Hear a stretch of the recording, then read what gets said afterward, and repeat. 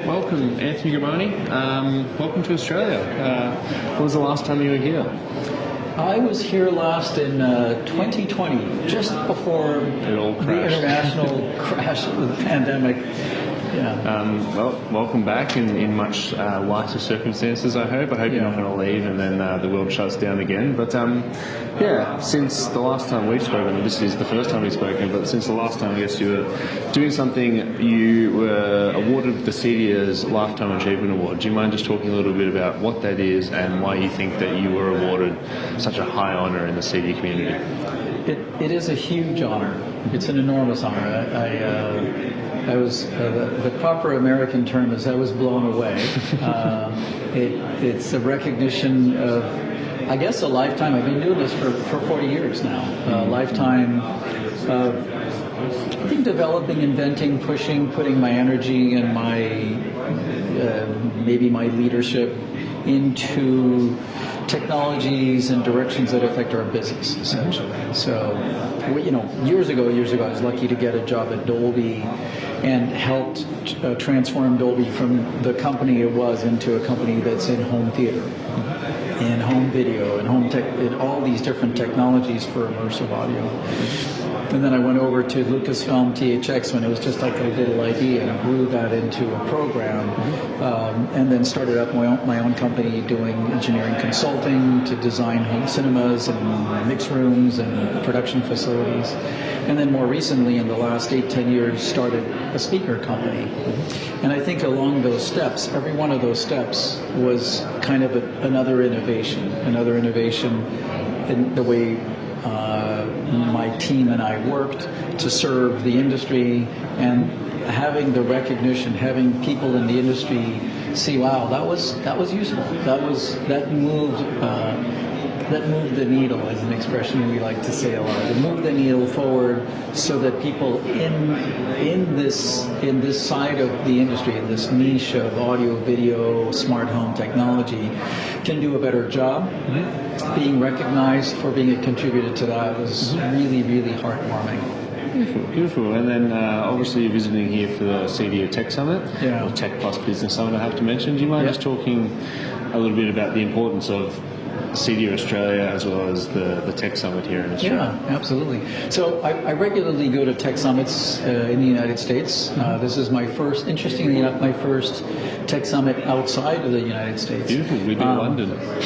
Yeah, and it's great. It's the same energy as I see, if it's in New York or in Houston or somewhere else. It's the same number of people. I actually love these tech summits. Just to explain, CEDIA has this big expo once a year. Everybody comes over, and then these tech summits are these smaller, more intimate gatherings, and they don't. You don't set up this giant booth with this big demo. Instead, everybody is sort of at this flat hierarchy. You get this table, you put your branding, you put your products in there, and it's mainly to talk, mainly to communicate. Sure, you'll have a few products in there, but it's a lot about the one-on-one. And that's how CEDIA started. If you go back to the early days, 1990, 91, 92, 93, it was a very direct communication experience. Oh, who are you? Oh, you do this? Cool. I have a product that I think may be interesting for you, or I have a process that you may want to hear about. It's very informative, and I'm finding that here, and I think that's really important. So we work in an industry where the layers of knowledge are really deep. Sometimes equated to peeling the layers of an onion. There's another layer hiding another layer, and if you believe in doing electronic sales and installation by just looking at the surface, you're going to get into trouble sooner or later, because it's a complicated thing. Whether it's building an enterprise-grade networking system in somebody's larger home, or doing really nice picture and sound, or doing automation, lighting control, there's layers of sophistication and knowledge you need, and I think it's at these CEDIA exchanges that are different than just a manufacturer propaganda environment. It's a place where you can take the time to sit down like we are and talk about all the different elements you got to understand and connect at a business level and at an engineering level about what it takes to make this work so the end user is happy. This is where it's at. It's at these CEDIA exchanges. Beautiful, beautiful. And then you obviously were at CEDIA Denver, the big expo. You've come here to the Sunshine Coast for our expo. Can you talk a little bit about why you do that? Why do you attend so many CEDIA events? Because it is a volunteer thing at the end, mostly. So why do you, and then more broadly, why should our listeners, our readers, attend CEDIA events like this? Yeah, that's a good question. The logical financial answer is, why are you doing this? And then there's the emotional community answer, which is, of course you do this. This is the community. So this is a community, in the case of Australia, this is a community of people I've known for 20 or 25 years, ever since CEDIA started its chapters in Australia. And it's an honor to be here, reconnect with these people. Be in front of them, teaching other classes. Like I'm going to be presenting a class tomorrow on the new recommended practices series from CEDIA. That a bunch of really smart people came together over the last number of years to put together these recommendations for how you should do this technical thing, that design thing. You know, I'm going to be presenting that, and it's an honor to be given a platform to talk about those. And then Sunshine Coast is gorgeous, right? Where I live, it's just getting into winter, right? And this is beautiful, and the ocean is gorgeous, and the sun is out. So there's a bit of motivation there, but the main thing is I love being around for the community that CEDIA represents, and people should come here. They should come to these events to meet the folks, which is, I think, the most important part, is that one-on-one connection that you don't get by just emailing folks. And then to see the products, talk about what challenges you may be working with, either business-wise or technical, from a technical point of view, and then just come out of here with new knowledge. Beautiful. And then moving on to Grimani Systems, you've just we've caught you right after you gave a 45-minute presentation on everything that you have, so I'm not going to ask you to rehash that, but I guess just what's new for the business? At the moment, what are you focusing on? What are the most recent products you've released, and why have you done that? So we started Grimani Systems. I say that because it's a company I started with two partners. So I'm part owner of it. We started it. The concept is 10 years old. We started to release products about 7-8 years ago, and we started with high-end, top-of-the-line products for big private screening rooms. And over the years, we've expanded that line. Not down quality, interestingly enough. We're expanding by addressing smaller and smaller rooms. So when we started, we had the big product called the Alpha Big. And it was made for just a giant room, maybe a room that's 20 meters long. Now we make a whole range of products that expand all the way to relatively small speakers for smaller rooms, horizontal speakers with this form factor, that form factor, all of which I look at as problem-solving Lego blocks. Rooms all have their own particular requirements. You know, we don't ever cookie-cutter a room. We don't go, well, this is the same as the last one, same as the last one. No, it's not. There's always different architectural conditions. Doors are in different places. The heights, the elevations, everything's a little different. And we needed to have enough choices in Lego blocks. You know, Lego is a trademark of Lego, by the way. Lego blocks are these building blocks to be able to feed every need. So we recently introduced this very sophisticated sound bar, left, center, and right speaker that transcends what people have been doing with sound bars, that gives you the same grade of sound quality you would do out of individual speakers, but in one big unit that you put below or above a screen. So those are some of the directions we're going in. Another direction we're going in, of course, is to propose solutions for the changing technologies in video displays. So when we launched the company, it was the de facto standard that a good quality home cinema had a projector shining light onto an acoustically transparent screen, preferably woven, not microperforated, but woven. That was the standard. And projectors have been getting better since then, but at the same time, the imaging industry has introduced these big TVs. They're made out of micro tiles, like little groups of little TVs that are this big, displays that all clip together, to where you can make a display that's really big and has the benefit, in addition to having a wider color gamut and more dynamic range, it also has the benefit that you could watch a movie under light conditions like this. So now where do you put the speakers? So in the last few years, we've been developing all these solutions for how to approach these video walls, these large displays. And we have a number of different approaches depending on what the room and the room conditions are. An approach that could bounce the sound off a sound projector that gets put up on the ceiling and reflects it off the screen. Or an approach that places phantom centers either above or below the screen or left and right of the screen. We can put speakers that combine a ceiling mount and a mount below it. We have all these different approaches that are all based on what the room will allow to do and how we get the best result. The ideal result is that center speaker and the left and the right that are behind the screen and give you that really clear image. We're still after that, but using all this other, I'm going to use the word trickery, I guess. And trickery is the word because it's not immediately obvious. It's sort of like this magic trick you do. It's like wing, and suddenly, your wallet's in my pocket. We're not doing that. But yeah, that's been a big focus. Is how do we go about addressing the growing business in fixed displays where you can't put the speakers where our industry has traditionally been putting it. And we have a number of solutions that work really well. Beautiful, beautiful. Do you mind talking a little bit about the partnership with Luxor Integration and the showroom that you'll be opening? Right. So Luxor Integration, based near Sydney, it has just finished the construction of a showroom using our speakers. And I will be there at the end of this conference. I'll go over there to do what's called the commissioning, which is, hey, let's verify that everything is working, let's tune it, let's adjust all of the equalization, the timing, all of those things you do at the end of a scheme like this. In our case, we do that by using the signal processing that's built into our amplifiers. All the speakers we sell come with amplifiers. They all have infinitely adjustable digital signal processing to tune them to the room. So I'll be there doing that to make sure the thing sings. It's wonderful.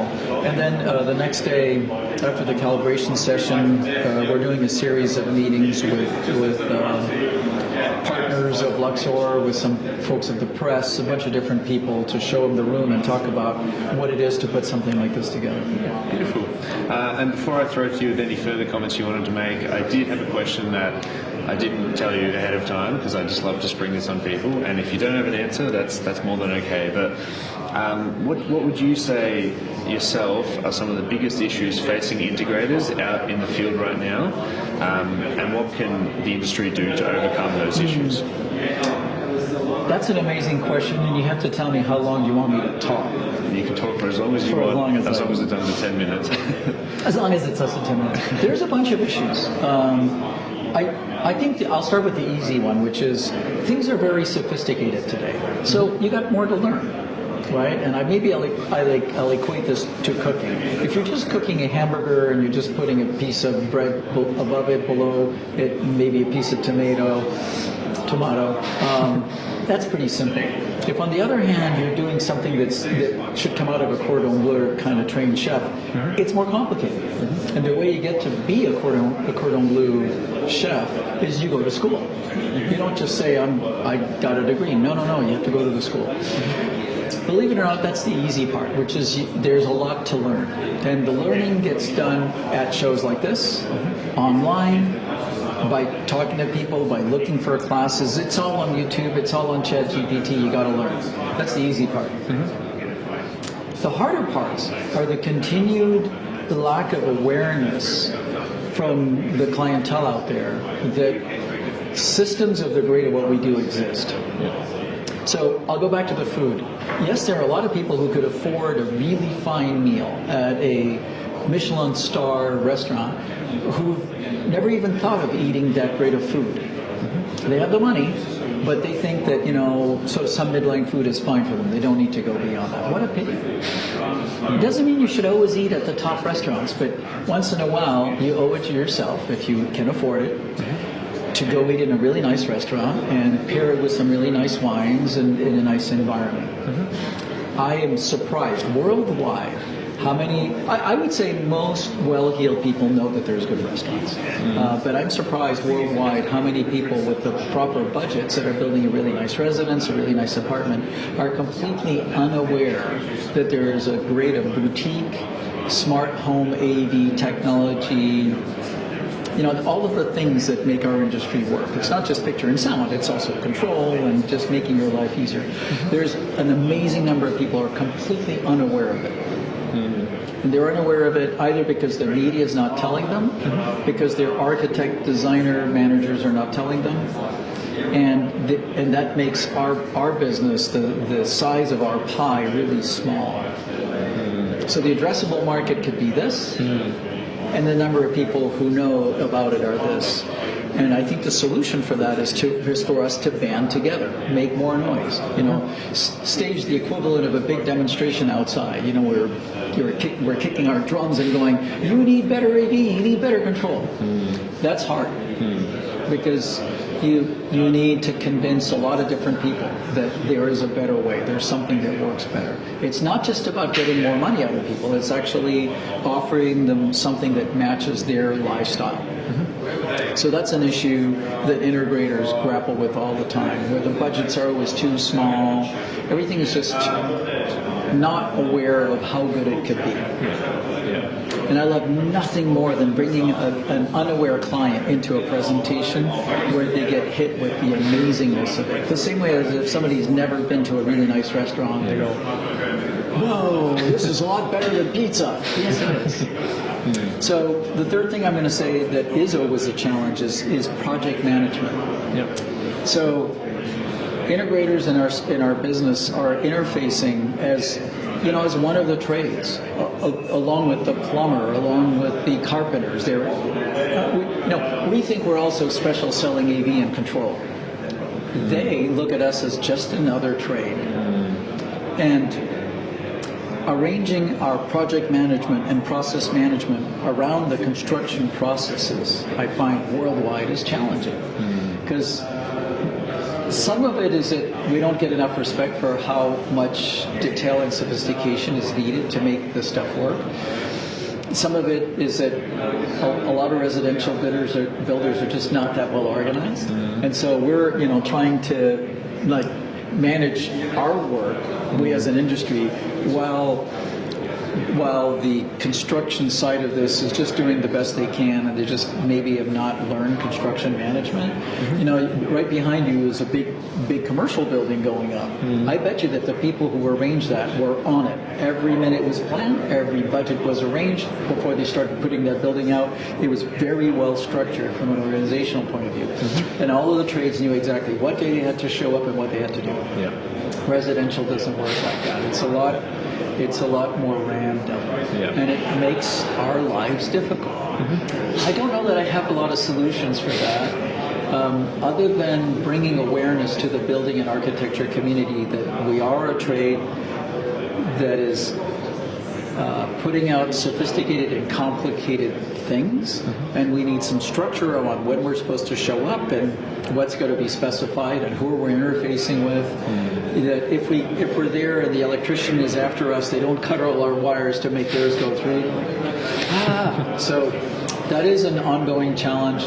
I do believe that CEDIA can help with that. And the helping is about awareness. So one integrator on her own can't convince a builder to pay attention to her requirements for process management. But an association that's going to present information to the Builders Association and make it aware, it's like, here's what our people do, and this is where we like to interface, and these are the various stages we need to work it together. That makes things better. So those are, I think, the three challenges. Yeah, beautiful. I put you on the spot and you answered it incredibly, so great job. But yeah, you've touched on all my points, so are there any further comments you wanted to make? I do want to say I love being in Australia. Australians are such nice people, so helpful. It's just, I feel really comfortable here. It's a comfortable place. No worries is what everybody says. Exactly. I'm not worrying about anything. Awesome. Well, thank you very much for your time. Thank you.